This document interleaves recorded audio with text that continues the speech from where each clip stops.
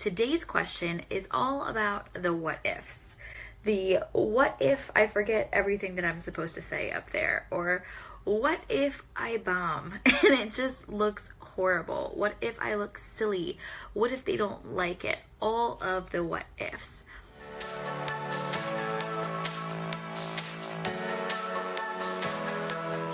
And welcome back to another episode of Just Ask Jess, where I'm answering all of your speaking questions and helping you take action on adding speaking to your business. So if we are new to each other and we're meeting for the first time, hi, my name is Jessica Rasdall, and I'm a motivational speaker and public speaking strategist for female entrepreneurs. I partner with creatives to help them craft presentations that help them stand out from the crowd and really connect with their dream clients from the stage. Today's question is all about the what ifs. The what if I forget everything that I'm supposed to say up there? Or what if I bomb and it just looks horrible? What if I look silly? What if they don't like it? All of the what ifs. If that's where you're at right now, you're going to drive yourself crazy because nobody can ever answer those for you. What if, what if, what if? We don't know what it is until we take action. And it is scary, and we can drive ourselves absolutely insane wondering about all the things that could go wrong, possibly, with the presentation. But what about all the good that can come from it? So we're going to hit on two things today. One, the preparation and how that comes into play, but two, also the mindset of it. And where are we placing the focus of the event? So first off, let's hit on the focus. If we are focused so much on how others are going to receive us, and what if we look silly, and what if I forget what I'm supposed to say, and what if I don't do a good job, all of those thoughts, we're spending so much time worrying about us and how others are going to perceive us. And that's really not the point at all. Our job in getting up on that stage is to serve the audience and to serve the host. So it's time to really start shifting that focus and focusing on what is this going to do for the audience? What impact am I going to make for them? What are they going to be able to do that they couldn't do before? How are they going to leave this event? How are they going to feel after that? What difference am I making?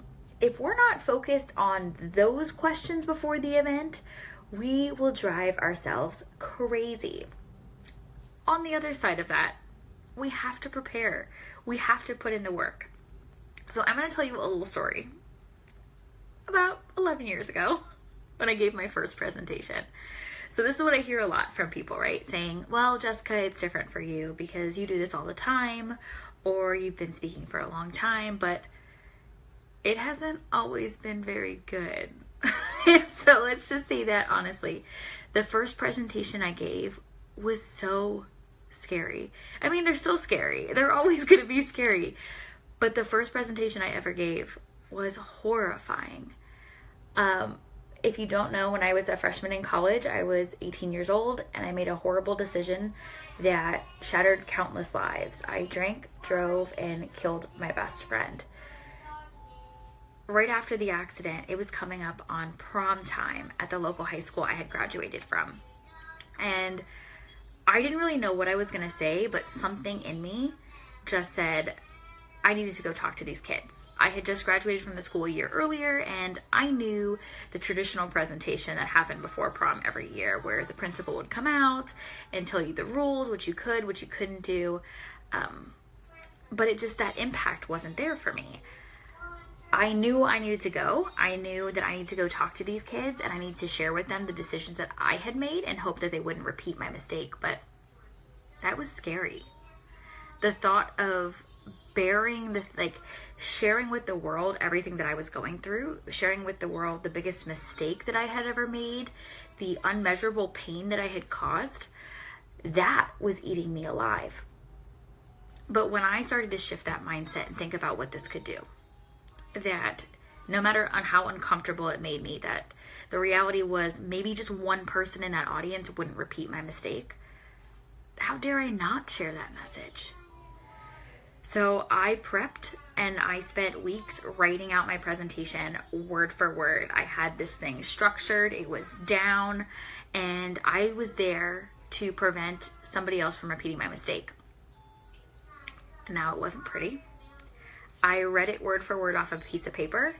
I cried through most of it, and it was a little rough. But you know what? It worked. And that year, nothing happened after prom. There were no incidences.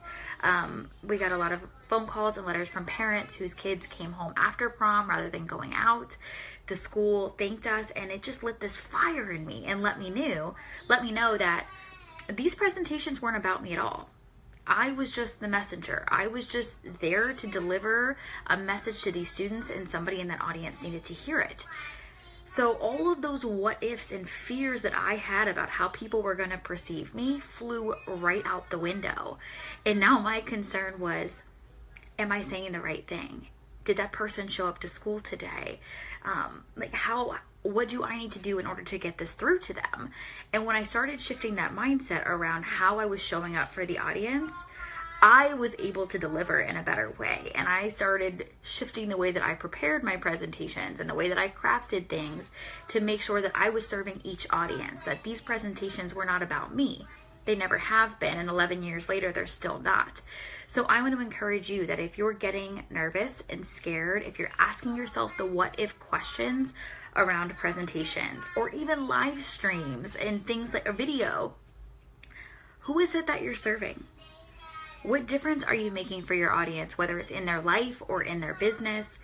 How can we focus more on the impact that we're making rather than how people are going to receive us? Because no matter what you do, whether you speak, you don't speak, you live stream, you don't live stream, somebody's going to have something to say about it.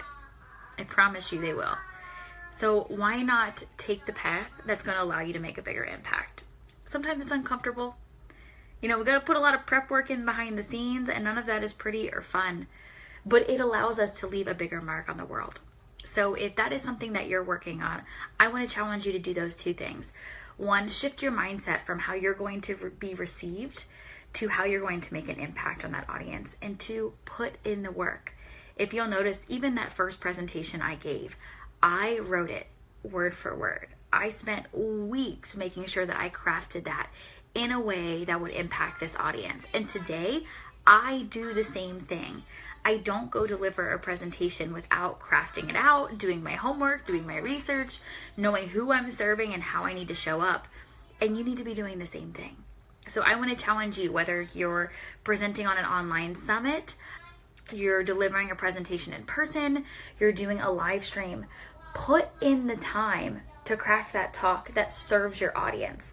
Not the talk that just makes you look awesome and stand in the spotlight. And if you don't know what that is, don't be afraid to ask. I'm here. I've got resources for you. And only until Friday, the doors to the Speaker Blueprint are open. So if you are serious about making that impact from the stage, you don't have to reinvent the wheel. If you're a creative female business owner, you can just come into our program and we can do this work together. If you're still on the fence, if you're not ready to take the leap, just remember those two things. If you're getting hung up on the what ifs, what if I forget what I'm supposed to say? What if they don't like this? Do those two things. Shift your mindset away from how you are going to be received and onto the impact you're going to make, and two, put in the work behind the scenes. Carefully craft your talk. Do your research. Use a template. Whatever it is, put in the work. Don't wing it. Your audience deserves way more than that from you. So I'm cheering you guys on. I hope that you are taking risk, ditching those what ifs, and serving your audience. And I will see you back here on Thursday to talk about the next step in overcoming adversity. All right, ladies, have an awesome day.